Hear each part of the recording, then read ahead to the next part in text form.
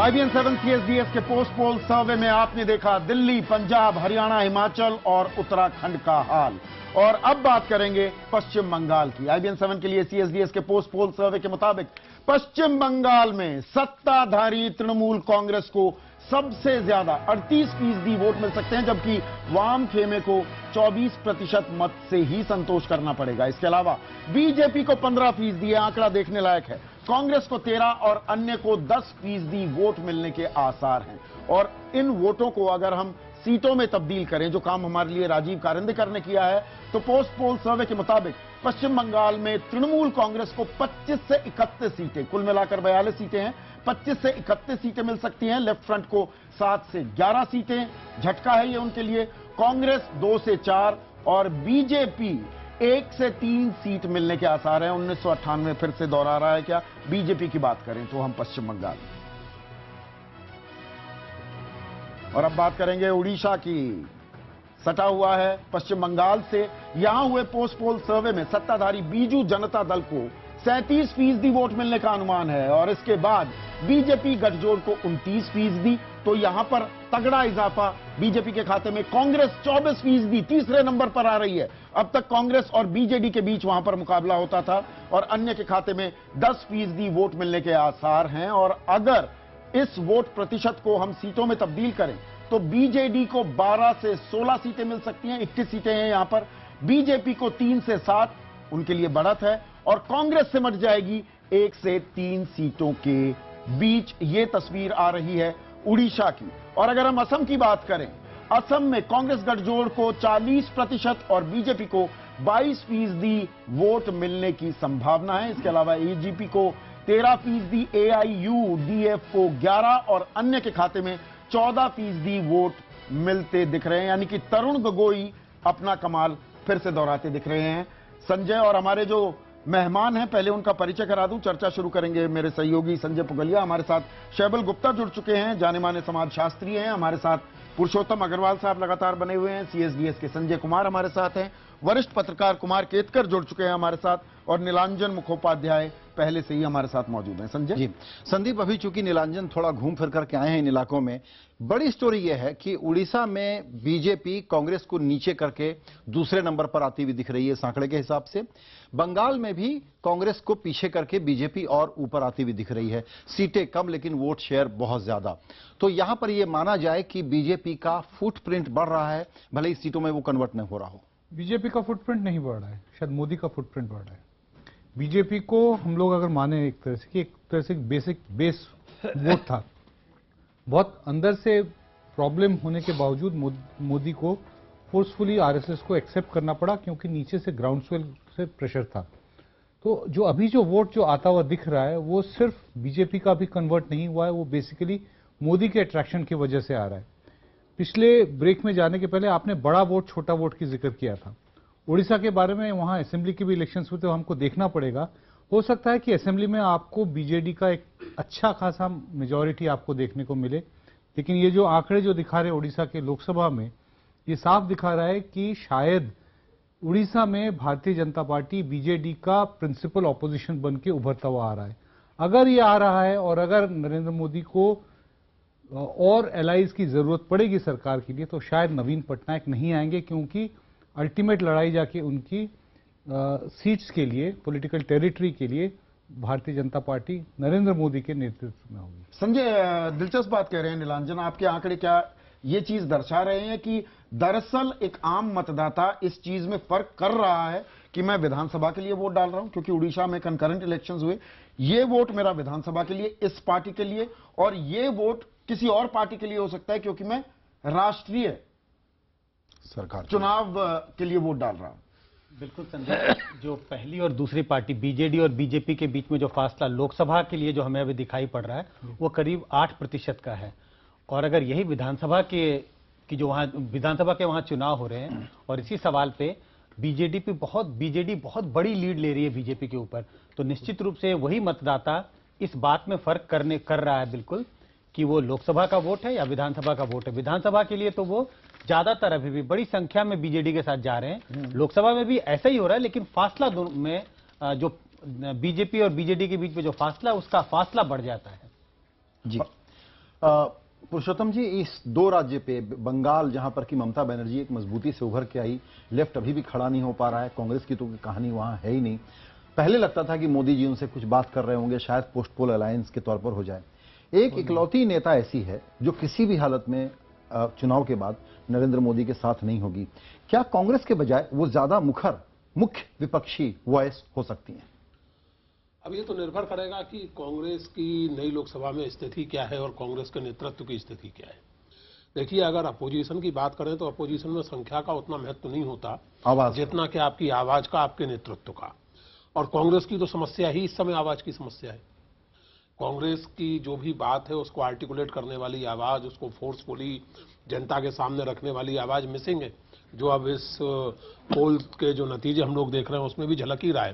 तो ऐसे संख्या की भी समस्या, आप संख्या की भी समस्या हो जाए और तो ऐसी शैम्पल जी, स्थिति में क्या हो सकता है कि आपकी वाम बात खेमे सही के लिए निकले। भी बुरी खबर आ रही है। अगर हम पश्चिम बंगाल की बात करें, वो खोई जमीन वापस नहीं कब्जा पा रहे हैं और फुटप्रिंट्स बढ़ रहे हैं, तो दरअसल बीजेपी के बढ़ रहे हैं। 6% मेरे ख्याल से था संजय पहले, जो उनका बेस्ट परफॉर्मेंस है, वो 15% पर आ गया है वोट का आंकड़ा, अगर ये हकीकत में तब्दील होता है 16 मई को। तो एक जो मिस्टर मुखोपाध्याय जो बोले उसमें एक कॉमनैलिटी है उड़ीसा और वेस्ट बंगाल में, कि हमको लगता है ये दोनों स्टेट में जो एक सब नेशनल आइडेंटिटी है वो कहीं ना कहीं रिफ्लेक्ट हो रहा है पोल में। ये जरूर है कि पार्लियामेंट का इलेक्शन में ये शायद उतना मुखर के रूप में नहीं आया, मगर स्टेट इलेक्शन दिखाई पड़ रहा है। पर कांग्रेस से ज्यादा वोट शेयर ले रही है बीजेपी पश्चिम बंगाल में। जी जी, तो पश्चिम बंगाल में भी जो कांग्रेस अपने को सेल करने में सक्षम नहीं हो पाया, वहां पर जो सब नेशनल पार्टी के रूप में तृणमूल कांग्रेस ही इमर्ज कर गई, जो कि पहले सीपीएम का था। सीपीएम का या लेफ्ट का समझिए कि उसका जो डिक्लाइन हो रहा है वो लगता है कि कंटिन्यूअस है। वो अभी वो एक स्टैग्नेशन में नहीं आया है। तो ये एक बहुत ही डेंजरस चीज है जो कि हम लोग को देखना है, मगर दोनों जगह सब national force is quite important. Ketkar साहब, एक इंटरेस्टिंग बात अगर एलिमिनेट करना शुरू करें, जैसा नीलांजन ने कहा कि इतनी बड़ी चुनौती बीजेपी की आ गई है कि अब नवीन पटनायक में और एनडीए में कोई बातचीत 16 मई के बाद नहीं होगी, क्योंकि उनको विधानसभा और आगे विपक्ष देखना है। दूसरा, ममता बनर्जी का भी कोई चांस नहीं है इनके साथ हाथ मिलाने का। तो ये दो एलाइज तो पोस्ट पोल सिनेरियो में बाहर हो गए एनडीए से। नहीं, ऐसा आप मान रहे हैं, मैं नहीं मानता हूं। मैं ऐसा कभी भी नहीं मानता हूं कि कोई भी प्रादेशिक या स्थानिक पक्ष जो है वो पूरी तरह फाइनल डिसीजन अभी लेगा। वो तभी लेगा जब वो नंबर देखेगा, और कुछ ना कुछ एडजस्टमेंट करेंगे, कुछ ना कुछ एक्सक्यूज देंगे, लेकिन जा सकते हैं। लेकिन ये मानना पड़ेगा कि उनकी थोड़ी डिफिकल्टी हो जाएगी जी अभी जाने में, इतना ही आप कह सकते हैं। लेकिन वो जाएंगे ही नहीं क्योंकि उनका परमानेंट डिसीजन है, ऐसा मैं नहीं मानता। ऑप्शंस खुले हों। ऑप्शन डेफिनेटली ऑल प्रादेशिक पार्टीज। पर अगर हम बड़ी तस्वीर यहां पर कुमार साहब खींचें, वाम खेमे का कंटिन्यूअस डिक्लाइन, क्या ये एक बड़ी इंपॉर्टेंट, ये करेक्ट पॉइंट है। लेकिन यही मैं नीलंजन जी को पूछना चाहता था कि जब वो तृणमूल के ऊपर नाराज है, जब लोग कांग्रेस के ऊपर नाराज होते हैं तो बीजेपी की तरफ जाते हैं। महाराष्ट्र में किसी से शिवसेना को प्रेम नहीं, लेकिन कांग्रेस पे नाराज है तो शिवसेना बीजेपी को जाते हैं। वैसा जब तृणमूल पे नाराज है तो 1977 से 2011 तक जो पार्टी ने राज किया, जो लेफ्ट फ्रंट ने राज किया, उसके ऊपर क्यों नहीं जाना चाहते? देखिए, पश्चिम बंगाल के बारे में एक बाय एंड लार्ज एक मिसकंसेप्ट नोशन रहा है कि बंगाल की जो राजनीति है उसमें एक प्रोग्रेसिव और एंटी कम्युनल इश्यूज पे एक तरह से कंसेंसस है। लेकिन अगर आप अतीत में जाए, बंगाल एक बहुत कम्युनल फेज के दौर से गुजरा था आज़ादी के पहले, और उसके बहुत रेमनेंट शायद अभी भी पश्चिम बंगाल की राजनीति में है, जिसको आज तक कभी वॉइस नहीं मिला।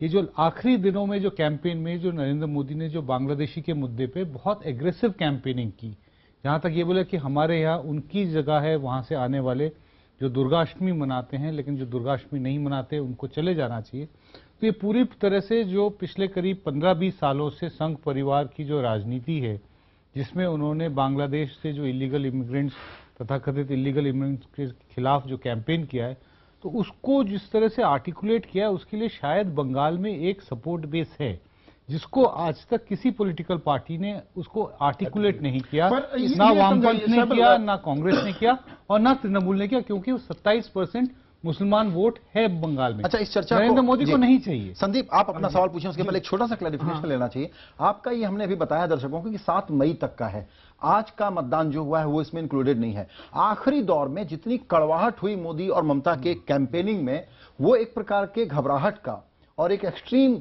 कॉशियसनेस का परिचय दे रही थी। देखिए, बंगाल में बीजेपी का सबसे अच्छा प्रदर्शन रहा है। 11% वोट उनको 1999 में मिला था, जब वो गठबंधन था।